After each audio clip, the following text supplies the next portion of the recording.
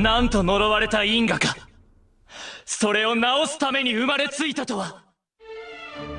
Packed with your dose of flashy action sequences, mystery-inducing scenarios, and a tale of vengeance produced by renowned studio Bones, Blast of Tempest offers a fresh take on the Shakespearean praxis in animated form. Blast of Tempest blasts off with an intriguing pilot episode.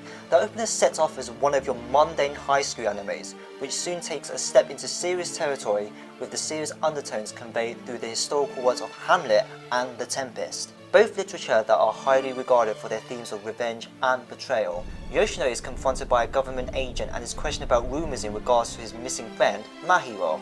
It's not long until Mahiro himself shows up and details him onto why the world has become twisted through these supernatural events. As it turns out, Mahiro has now been enlisted to help Hakaze from her alienated state by magically communicating through an empowered device. In return of his favour, Hakaze will find the culprit of his sister's murderer, Aika. The plot pretty much centers around Mahiro's furious state in hopes of seeking justice and making sense of this untimely misfortune. Along with Yoshino, they take on this perilous conquest of revenge while saving the world by preventing the revival of the Tree of Exodus.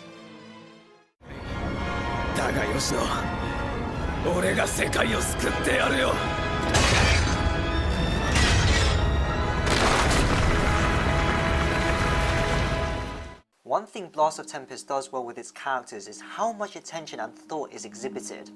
Mahiro comes across as your reckless, hot-headed teenager who is rebellious towards anyone who opposes his way of living. Yoshino, on the other hand, is a self-contained, down-to-earth character who brings to the table a rather mature aspects of living. The story takes a good chunk of screen time from start to finish in showing how and why they came to be, with some dramatic scenes expressing their multi-dimensional character. Hakaze, on the other hand, diligently comes across as your well-mannered superior due to her supreme influence over her betrayed clan. Her role in the first half of the show doesn't offer much screen time except to be a talking device aiding our main duo to their objectives, but she does gradually get the deserved screen time to show a more interactive role in the latter half of the series. In addition, we have predeceased schoolgirl, Aika, who may be considered somewhat of an angelic figure by the two male leads due to her indifferent and frivolous disposition throughout their flashbacks. She may not be alive in the present, but her mystifying dialogue enables viewers to become attached to her character and show some empathy for Yoshino's loss and Mahiro's quest for revenge. The villains are the depicted insurgents of the Kurosawa clan who plan to revive the Tree of Exodus, along with a secret military army as a support cast. This aspect of the show is what the characterization excels less at. Initially, they set up as very goal-oriented, but none of them seem to have any kind of standout personality. We're introduced to them in the first few episodes, but they don't offer much to the table except to provide their reactions of a particular event, offering them intermittent screen time for the sole sake of plot progression. While the characterization isn't the most outstanding quality, the story does make you reasonably invested. By the time you've reached the end point, the anime has gone through a variety of alluring events, ranging from military negotiations to mystery ordeals to religious disputes and a long-winded debate about time travel theory. While all of these combined story elements make for an interesting plot, the overall execution isn't quite as pristine as it could have been. Blast of Tempest does suffer some noticeable setbacks. Despite the fun interplay between Mahiro, Yoshino and Hakaze, Aika's posthumous role doesn't hold up well. Her character can be described as a messiah goddess with a charming mystique, but it results in her acting as a bombastic talking head due to the amount of Shakespeare lines she quotes on a regular basis. This becomes prevalent to the extent of being irritably pretentious, especially when reiterated by our main duo, and gets even more vexing when she quotes a line that has little to no context to the scene at hand. 見えるですって。いや、事実そうなのだ。見えるとやらは僕の知ったことではない。はあ、またハムレット。The show also decides to take an awkward nose dip at certain moments, making Blast of Tempest appear not as serious as it's meant to be. This occurs at the halfway point, when the show turns itself from mystery genre to token rom-com sidelined with minimalized Sentai elements. Although its rom-com facets are well executed in its own right, the abrupt transition from serious mystery subjects to pompous eye-candy material may leave some viewers perplexed and unwelcoming to its new genre buddy. One instance is with Junichiro, who declares his inscrutable neutral status during an end-of-the-world scenario while needlessly expressing his fascination for Ivan's rack. 決まっている。あのお姉さんの父がいい感じに揺れていたからだ。 It's these moments of levity and contrived scenes that deter the narrative's pacing, which may leave you with an uncanny impression of the show's bumpy story pacing and comical silliness. The biggest offender of the stagnated pacing is during the time theory debate. Although the argument fires up in a mesmerizing fashion, the debate loses its flair when the characters are practically bantering in a static fashion, leaving the entire pacing tantamount to a monotonous slideshow of exposition.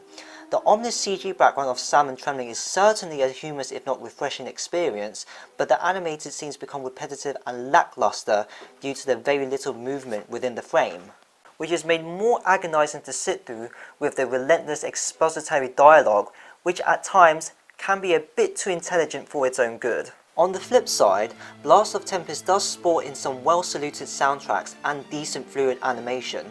The music showcases a rendition of Beethoven's Tempest Sonata that is both memorable and soothing to the ears. Detail of the characters' expressions and design are well distinct and diverse in the colour palette, such as the light glazing patterns on their hair. Utilization of CG effects are also well animated to fit the appropriate scenic tone and atmospheres. It's consistent throughout and aesthetically pleasing to the eyes as expected no less from Studio Bones. One might say that the soundtrack synergizes really well with the anime, and it does. But when you listen to them all in succession with no visual accompaniment, it causes all the tracks to sound like derivatives of each other. This is due to the extravagant amount of orchestra and monotone chords meshed together that create an all seemingly epic yet not so well variable soundtrack. The insert opening song themes are incredibly radiant and fresh in terms of artistry and song choice. The only gripe one may have is the inopposite ending themes in comparison to the explosive openings. While the ending sounds and looks beautifully animated in its own merit, it appears very akin to a rom-com series. That doesn't go to say that it's a bad choice by any means, it's just an unnecessary one to say the least. When you look at the contrast of a lovey-dovey ending sequence compared with an adventure-packed opening, it makes the relevancy of its genre look disingenuous. Blast of Tempest takes a literary concept and meshes it with animation to form an all-round good shonen anime. With a captivating opening episode together with a set of likeable characters and a good storyline, Blast of Tempest fits the bill for anyone looking for an accessible gateway anime. There are minor hindrances that keep the show away from maintaining the gravity of its story. It still does a valiant effort in staying true to its mystifying absurd premise from start to finish. If you're an avid fan of Shakespeare, then this will likely be the show for you.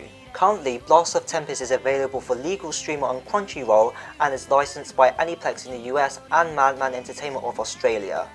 At the time of this review, there is no official DVD Blu-ray available for purchase, but a future release is definitely a foreseeable prospect. Pertaining to any alternative shows that are worth recommending, Romeo x Juliet is a reconstructed adaptation going by the same name of Shakespeare's work, while American's fantasy classic Gargoyles provides a medieval yet novel experience. In terms of live action films, Tristan and Isolde serves as a nice alternative to the star-crossed lover spectrum, with stellar Japanese antique Ran by Akira Kurosawa presents to us a stupendous depiction of Shakespearean literature. This has been Vinny of JJ Atelier. Till we meet again, keep it classy folks.